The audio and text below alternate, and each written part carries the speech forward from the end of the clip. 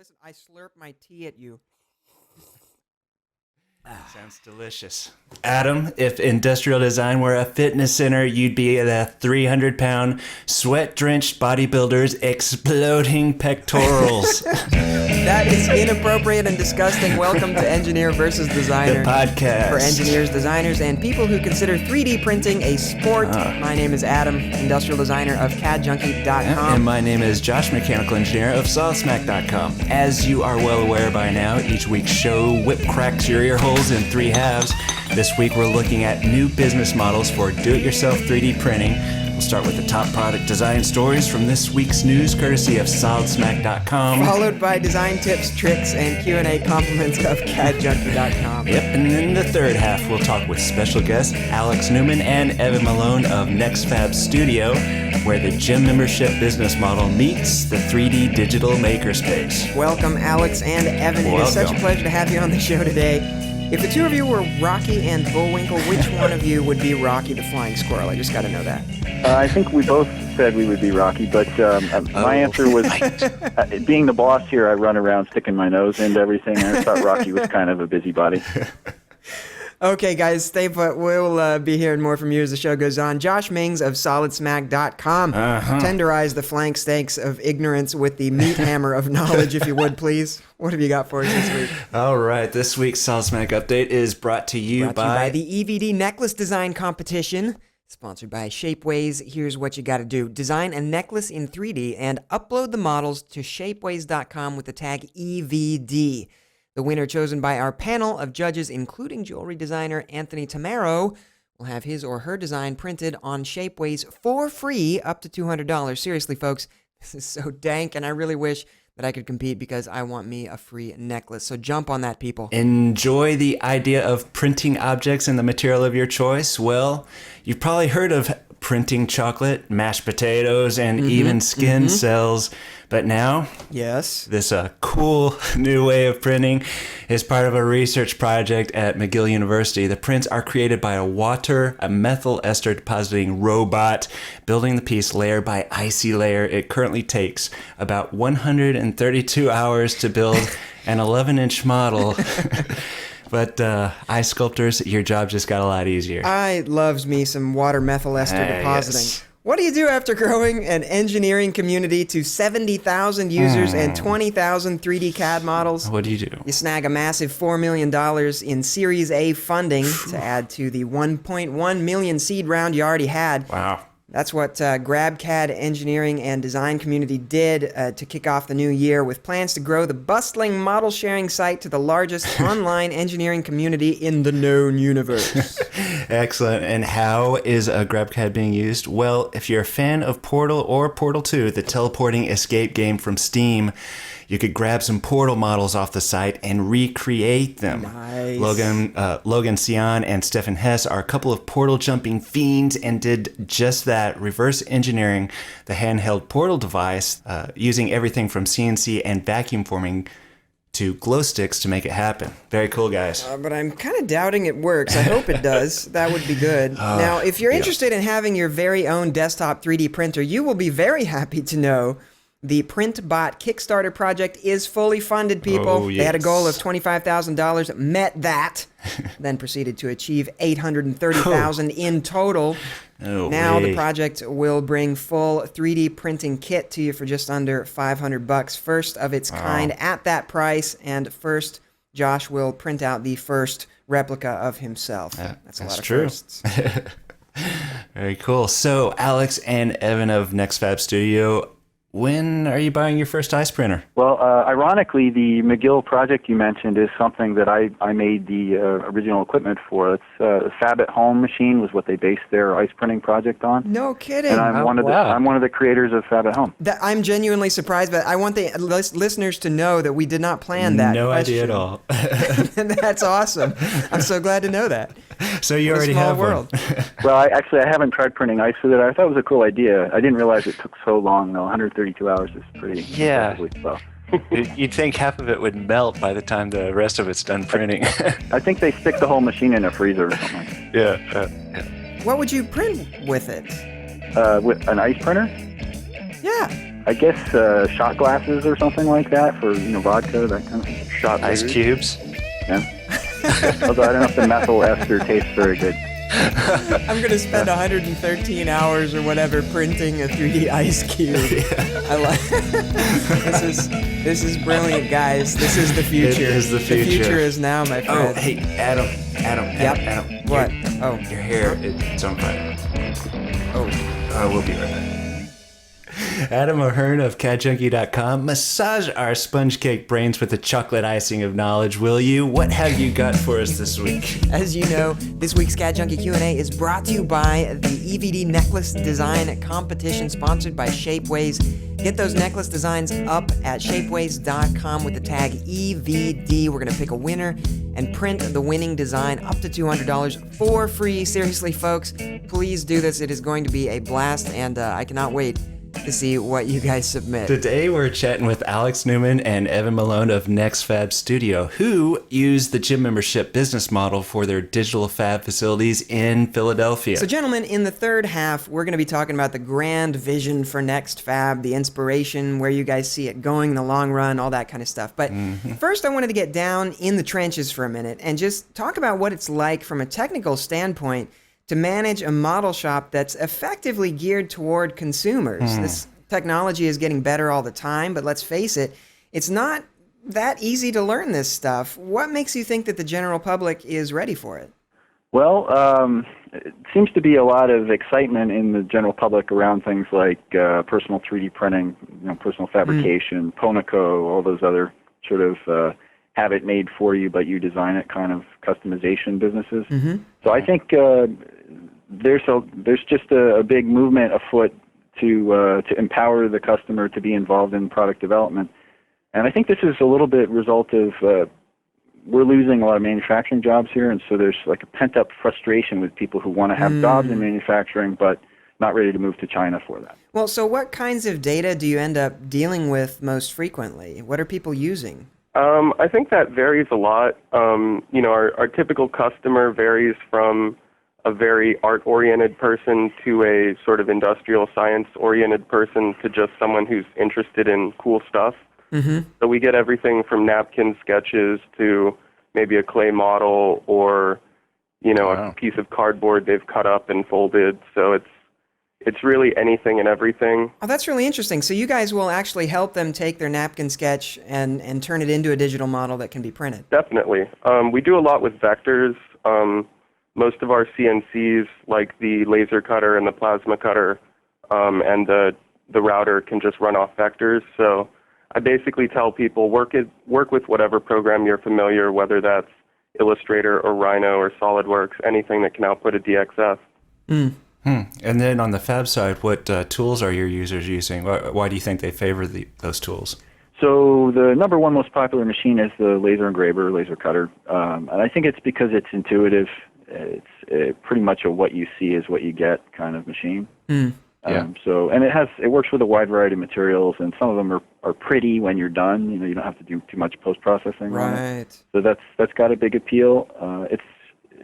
So some of the other things like the CNC routers, CNC machine tools, plasma cutter, and so on, it's a little more intimidating. It's a little more work to kind of get the finished product out of the machine. So that bogs people down a bit. But still, there are those pioneers who get into those tools. So what tools do you think will be most important moving forward as the maker movement progresses and more people want to get into this? I mean, I think software is going to be a big part of it. It's kind of, I was thinking about it earlier, and when, everyone had Paint on their Windows machine and a lot of people had access to Photoshop or even bootleg Photoshop, people would be playing around with it, learning how to make funny images. And now there's funny stuff all over the internet, but kind of the next step there is going 3D. And you've got SketchUp, which is nice but kind of limited, and Rhino, which works for a lot of people, but it's kind of a lot of specialized tools, and like Evan said, it takes a lot of learning to get comfortable with them.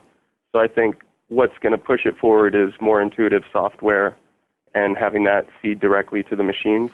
I think like CAD Grab is a great example because you can grab a couple of pieces, and if you could just have a tool that would let you put them together, then you'd have the kind of building block approach instead of a blank slate approach, which people find so intimidating. Yep. work.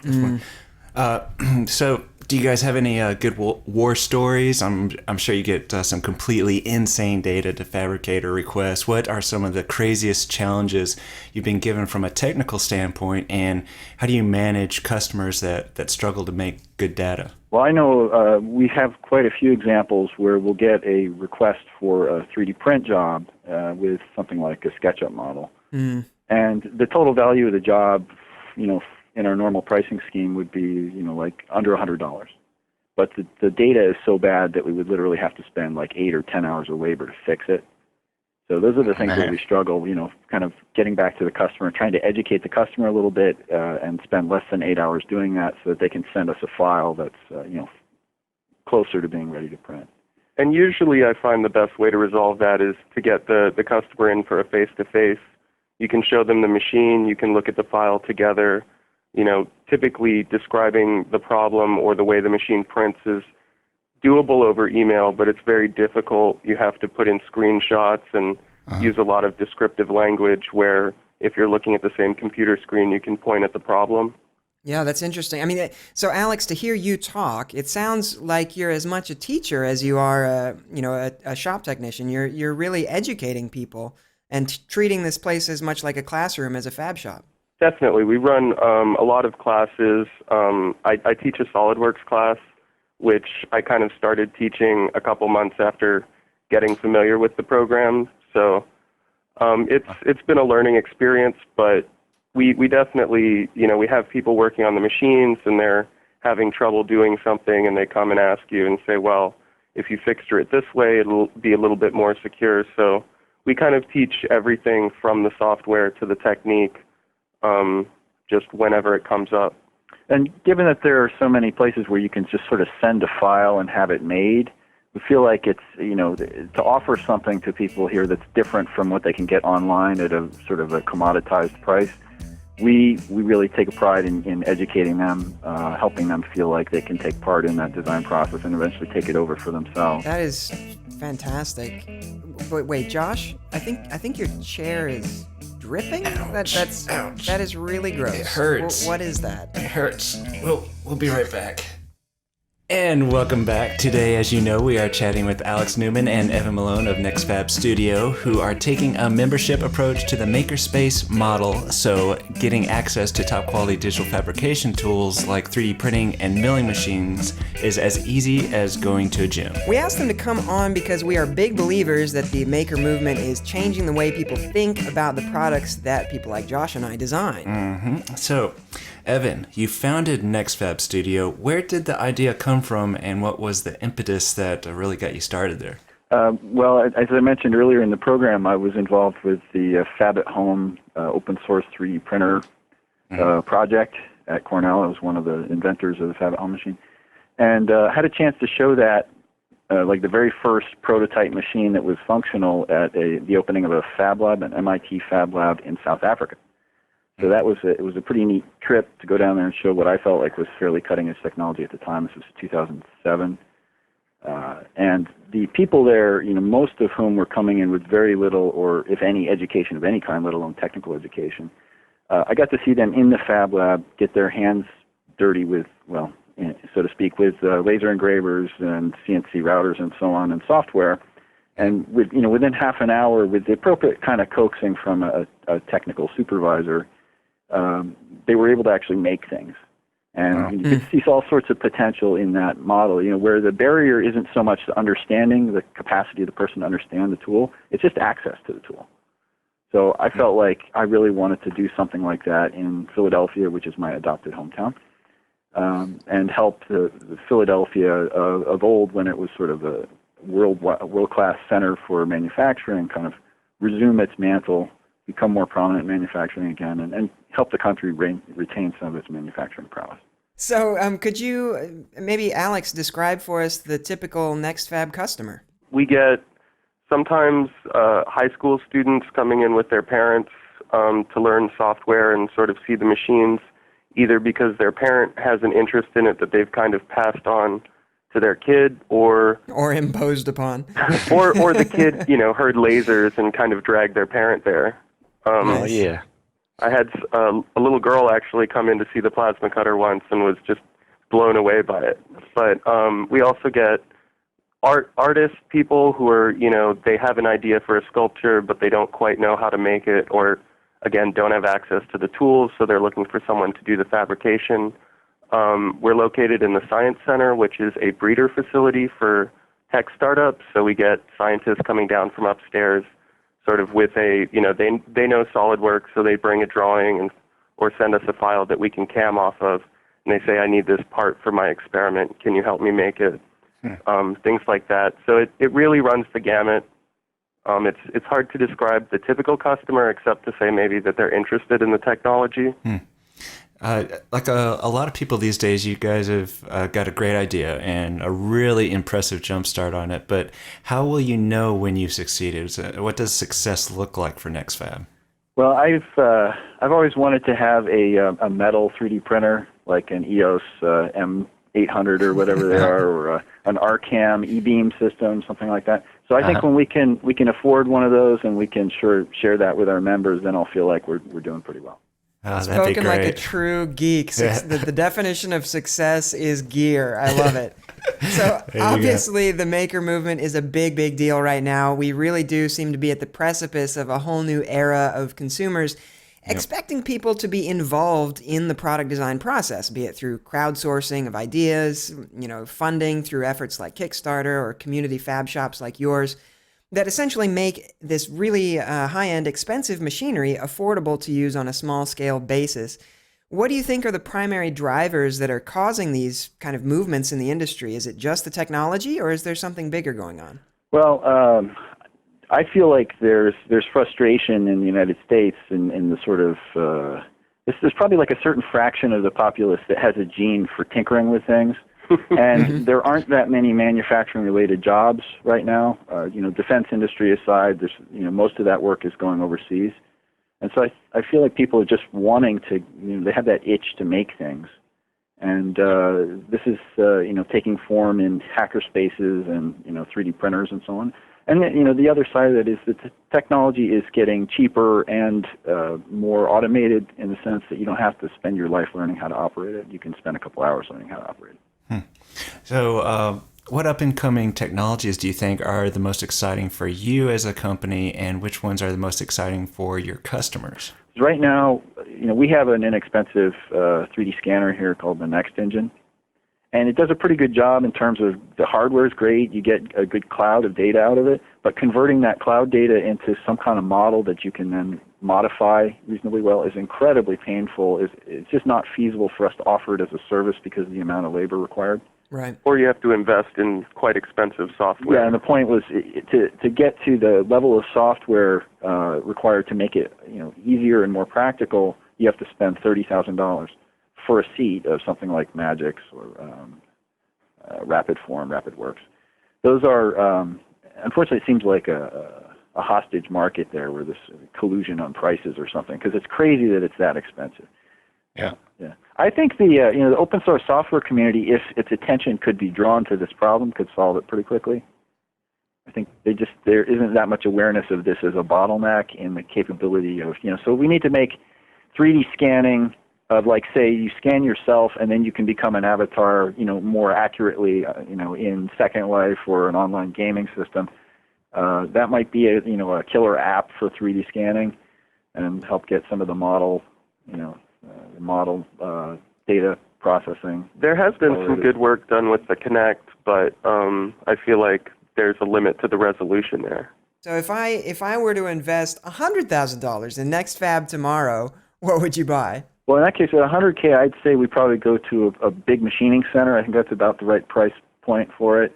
We have a pretty small CNC milling machine right now. So we want a decent, large scale, like a Haas. What would you think people would do with that? What would your users want that for? Well, I know at least one of the guys here is the most sort of active with the machine tools, is trying to make a steam-powered mechanical computer. What? And he's got the design. He's an electrical engineer by training, and he's like steampunk by personality, and is doing most of his work right now with acrylic parts that he's machining on a CNC router, but he would really rather be doing it with steel or aluminum or something like that. Steam-powered computer. Yeah. I love it. Well, friends, sadly, we are once again out of time. Alex and Evan, having you on the show has been even better than that time Adam dressed up like a ballerina and did pirouettes in front of those poor, poor children. Thanks so much for being with us. Thanks for having us. It's been a pleasure. Thank you. If you would like to send 3D printed ballet slippers to EvD HQ, please address those to John. I'll take them and give them to Adam. Engineer versus Designer appreciates your comments. If you'd like to dropkick the show as much as we do, head over to engineerversusdesigner.com and dropkick away. And if you'd like to see us paralyzed from the nostril down, be sure to like us, +1 us, follow us, or whatever, as social media has been correlated with sitting motionless. It's true. This show is edited by Simon Martin. Our theme music is by Ross Hartman. We'll see you next week, and remember, without designers, white sneakers with dress pants would be socially acceptable. And without engineers, I give up. You're ridiculous. Sock hop. Hip hop.